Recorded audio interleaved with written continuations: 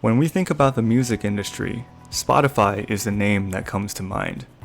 Today, our team discusses the product details of Spotify and how it has become the premier music streaming application for artists and consumers worldwide. Spotify was founded in 2006 at the heels of the piracy boom within the music industry. Daniel Ek, its founder, realized that the best way to prevent people from illegally downloading music was to create a service that was better than piracy while also compensating music artists.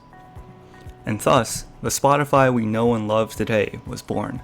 However, instead of spending the years to build the whole product, the developers put together a simple prototype and started experimenting with ways to best make music streaming fast and stable.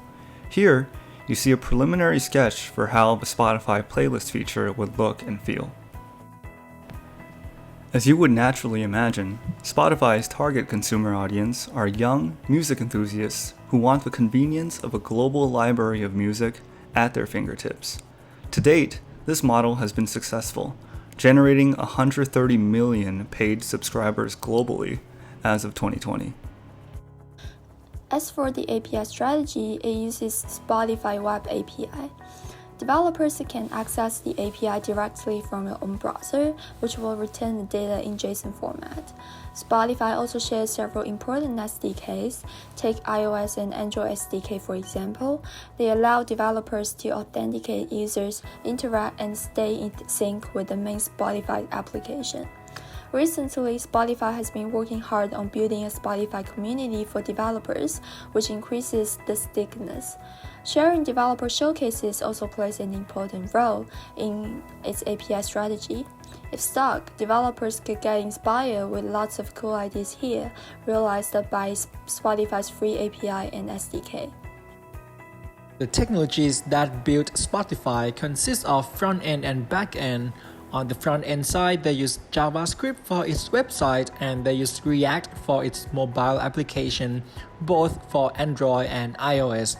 Then they used Angular and Vue.js to stylize each component that created by JavaScript and React.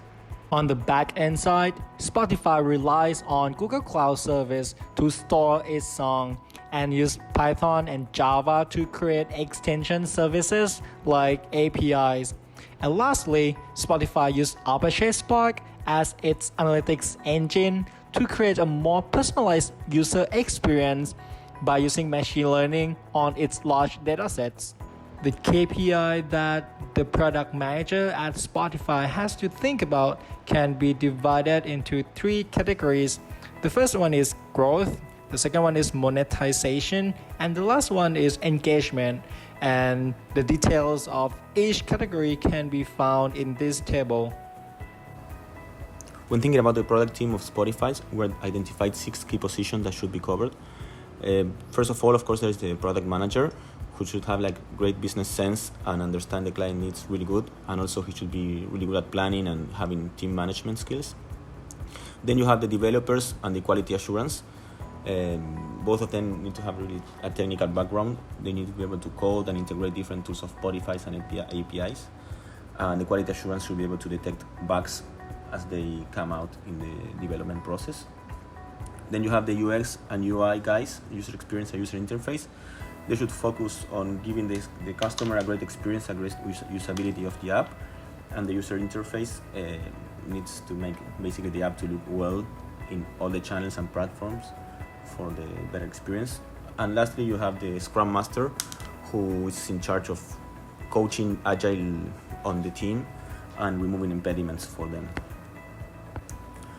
And when thinking of the non-product engaged team, first of all, you have the branding and marketing team, which are in charge, as the name says, to define the branding of the branding image and the marketing strategy of the platform. Then you have the corporate strategy and business development team, which are essential because they're in charge of, on the one hand, of strategic acquisitions that Spotify has been using in the last years to grow inorganically, and also of the general strategy of the company.